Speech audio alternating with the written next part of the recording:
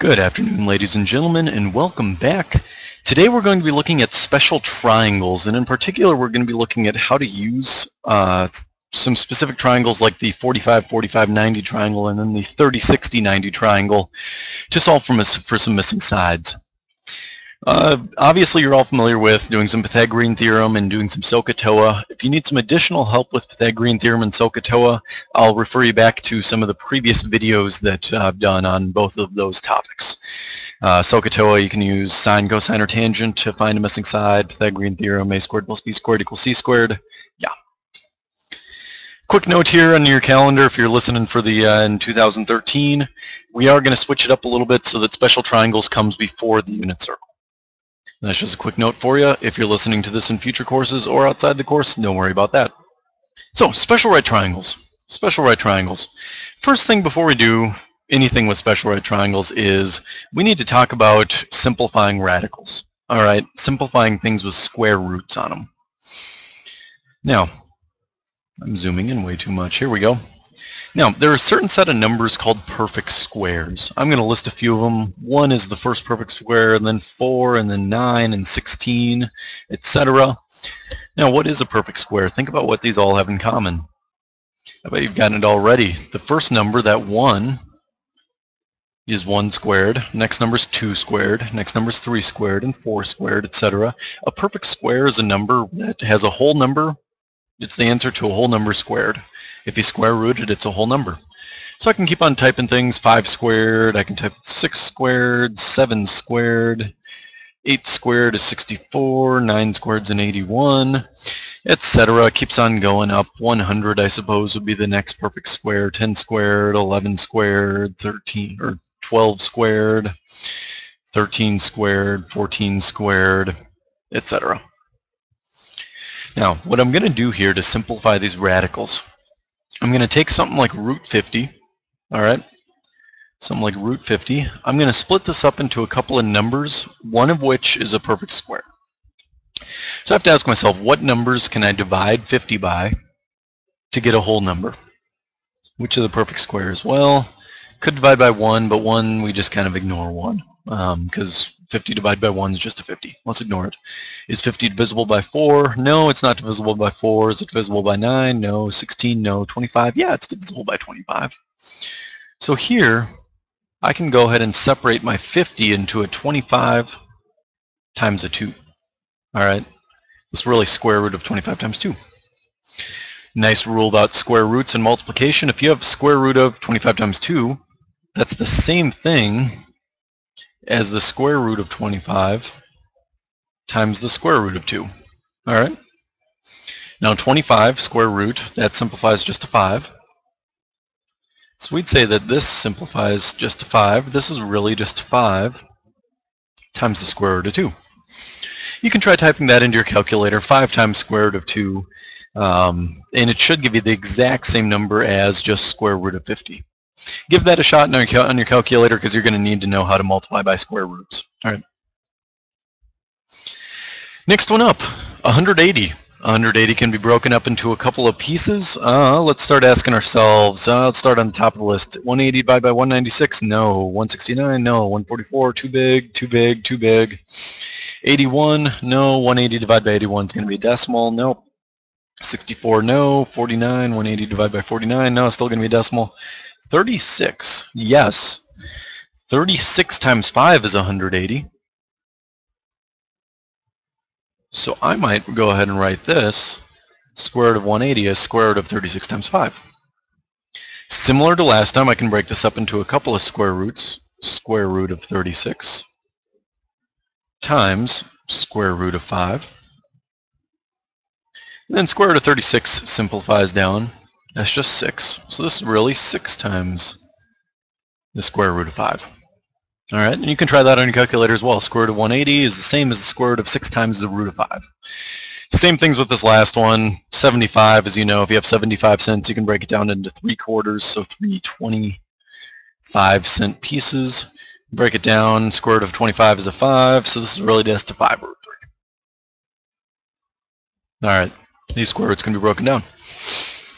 Now this really helps us out if we're going to do an exercise like this one. We have a 45-45-90 triangle. Think to yourself, if it's two angles are the same, what do we know? Think about last chapter. We know that a couple of the sides are the same. We could say that those two sides are the exact same size. AC and AB, they're congruent to each other. So if AB is x inches in length, AC's got to be x inches as well. What does that leave CB? Well, I can write that out. I can write x squared plus x squared is equal to the CB side squared.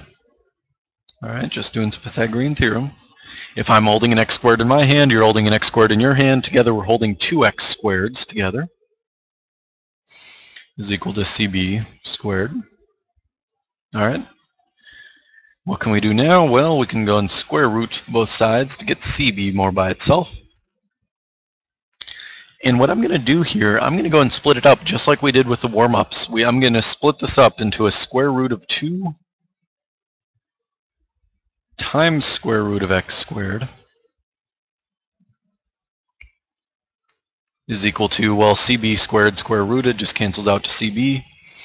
Now this x squared square rooted, a squared and a square root cancel each other out, so that'll yield just a single x. And that's going to be multiplied by the square root of 2. All right, equals CB.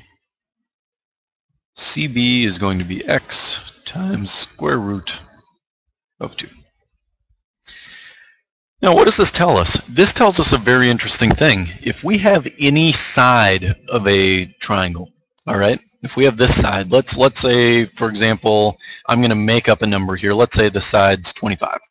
All right, say that side's 25. Well, we know that this side is going to also be a 25 because the first side's 25. They're equal to each other. And this side, I'm just going to take 25, multiply it by the square root of 2. I know the square root of 2 is 1.414 something. It goes on for a little while. On my calculator, I can type in 25 times square root of 2. And that's going to give me a total of 35.36 or so. All right, does that seem reasonable? If this is 25 down here, that this is a 35.6, yeah, that seems pretty dang reasonable. Now this can work with any triangle. If we have an 8, for example, we have an 8 on this side. Well, we also know that this side would be an 8 as well. This side, this missing side, is going to be 8 times square root of 2. So we can plug that into our calculator, square root of 2, multiply that by an 8, and we're going to wind up with an 11.31. 11.31. Does that seem reasonable? Yeah, I suppose if this is an 8 right here, that this being an 11 point something, yeah, that seems pretty reasonable to me. We can always check our work with SPCPA. If I know this angle already, and I know the opposite side, and I want to know the hypotenuse. All right, we can check that as well. Opposite hypotenuse, SPCPA tells us that we're going to need to do sine of 45 degrees is equal to our opposite side, which is 8, over our hypotenuse side, which is just x. We don't know how big it is. 45, sine of 45 is going to be a 0.707 or so, is equal to an 8 over an x. Cross multiply and divide, we'll really get x is equal to 8 divided by 0.707, and putting that into our calculators, we get about an 11.31 again. All right, so that checks out with SPCPA as well, doing this square root multiplying by the square root of 2. You can do the exact same thing backwards as well. Suppose you have a side like 5 right here. You have a side of 5. This time it's the hypotenuse. I know that this side is the one that's equal to missing side times square root of 2. All right? Because you would take this number, multiply by square root of 2 to get the 5. So what do we need to do? Well, let's go ahead and divide both sides by the square root of 2. Cancel those out. Plug that into your calculator. 5 divided by a square root of 2. I'll do that along with you here. About a 3.5, 3.53, 3.54, somewhere around there. That means that this side is a 3.54. Always ask yourself, does that answer seem reasonable? Well, if this answer is a 3.5, something about a 3.5 or so, Is it feasible that this answer is a 5?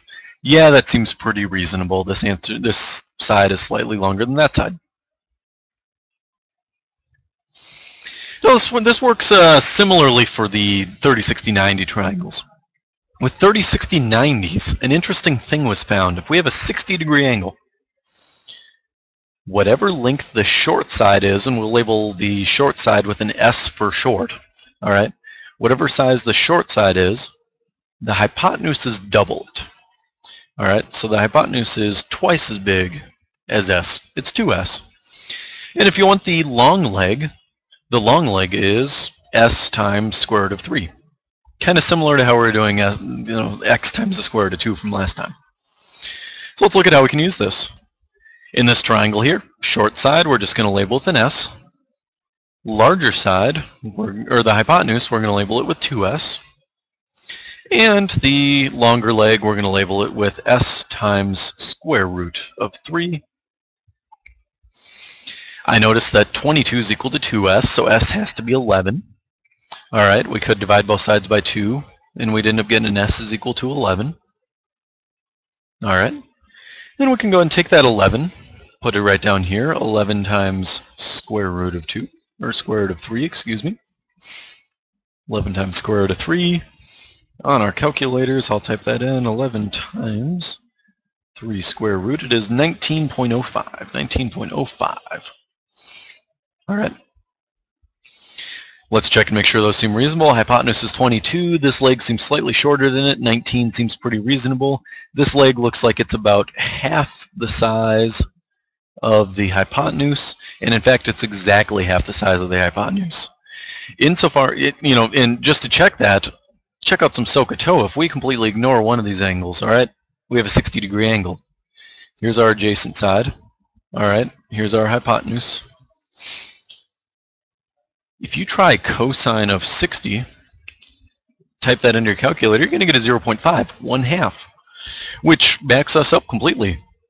Cosine of 60 is 1/2. That just means that this side is a half the size as this side, which it is.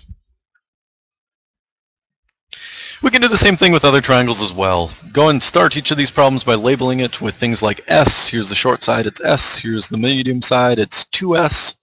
And here's the longer side, it's S times root of 3. All right. Now I see that we have the S times root 3 side originally with this problem. So I'm going to go ahead and divide both sides by square root of 3. All right, divide both sides by square root of 3. That'll leave us with just an S is equal to, well, 15 divided by square root of 3. I'll type that into my calculator. 15 divided by root of 3 is an 8.66.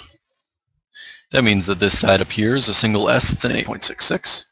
And this one right here is going to be two 8.66s, which happens to be a 17.32, I believe. Yeah, 17.32.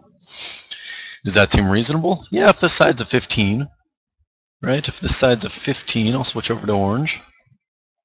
It seems perfectly reasonable that this side right here is a little longer than 15. It's a 17, and that this side is half the hypotenuse, about a 8.66. So that's what I've got for you. If you have any other questions, feel free to email me. Let me know. Otherwise, have a delightful day.